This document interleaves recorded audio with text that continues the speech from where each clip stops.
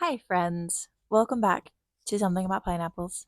Today, I want to talk about my reading year as a whole in 2023. I chose a stack of books that I read that were some of my top reads of this year, and a few ones that I don't have a physical copy of.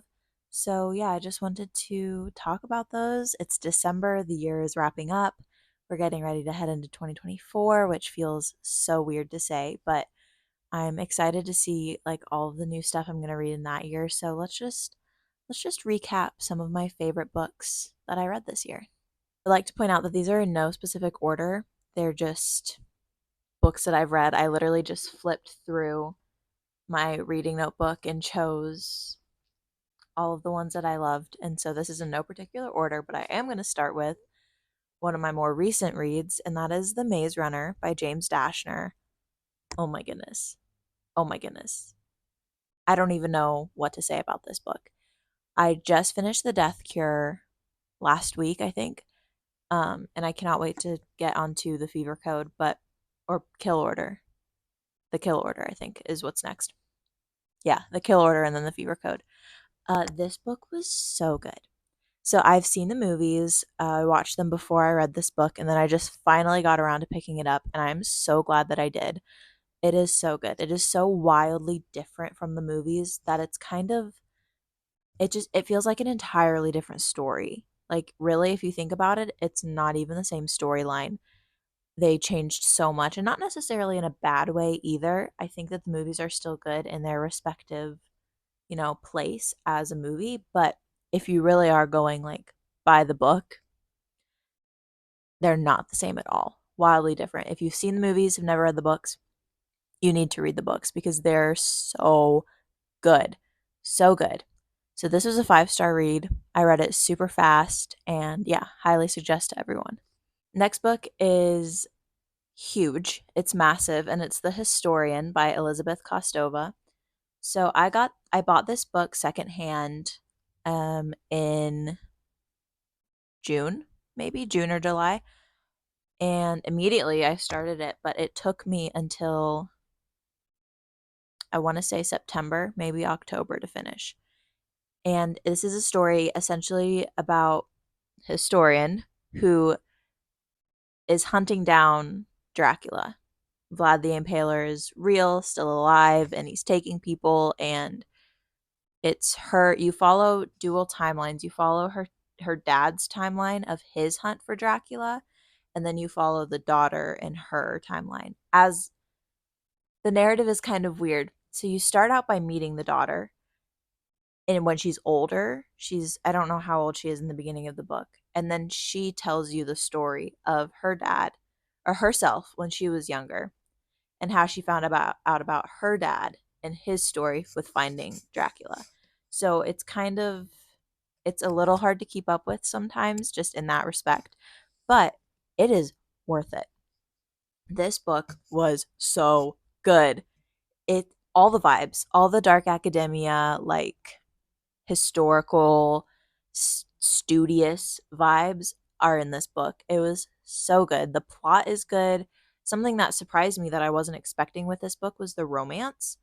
Oh my goodness, heartbreaking. So good.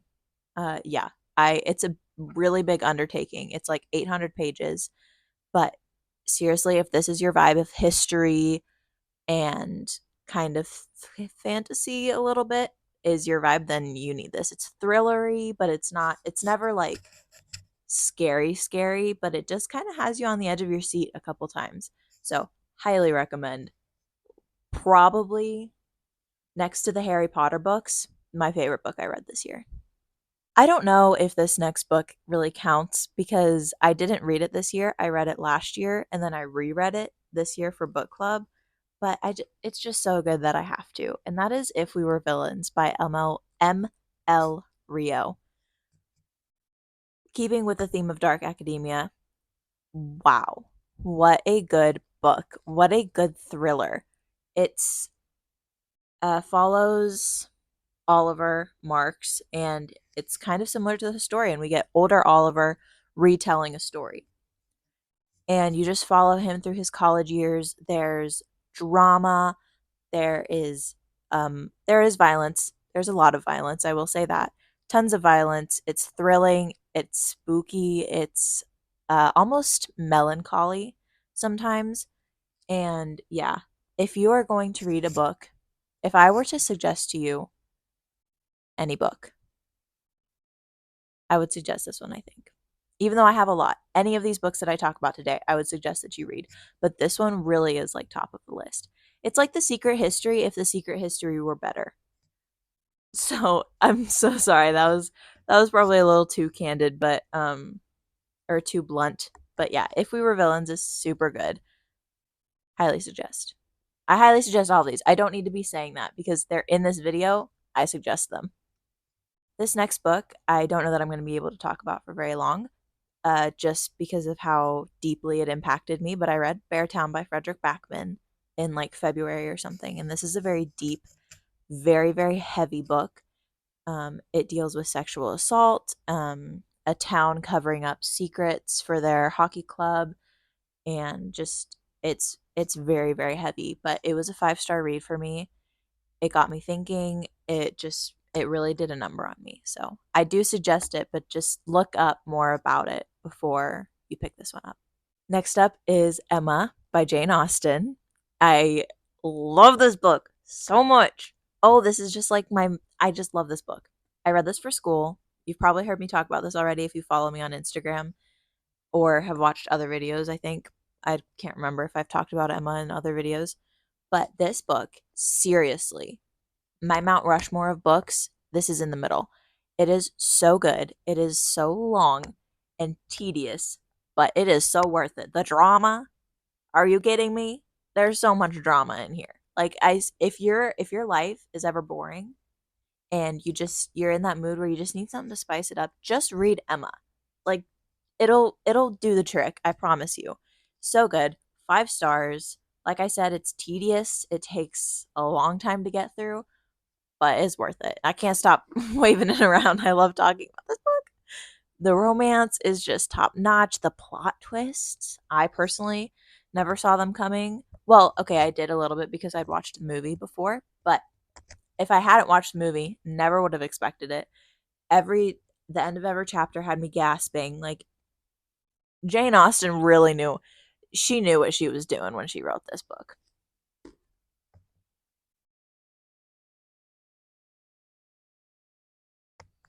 Last two physical books are from the same series, and that is the first one, at least, is Harry Potter and the Goblet of Fire by J.K. Rowling, whatever. Um, love, love, love, love. I read Harry Potter for the first time this year as an 18-year-old, and it's so good. It makes me so happy to talk about Harry Potter. I loved the Goblet of Fire. This one obviously took a while to get through because it's massive, but I absolutely love this book. The character growth and keeping up with the tournament, like it just all of it was so fun. It was so fun. It was definitely devastating at some points. I won't discredit that because these books seriously emotionally destroyed me. But I really fell in love with like all of my favorite characters in this book. This book was a turning point for me in the series. 1, 2, and 3 are really good. You just kind of they're a little bit more childish than 4, 5, 6, and 7. 4 to me is when the series really takes a turn and starts becoming more dark and gritty and serious.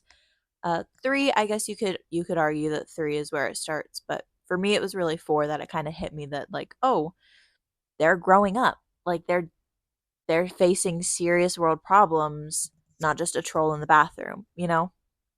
So, absolutely loved this one. And then the next one is number 5.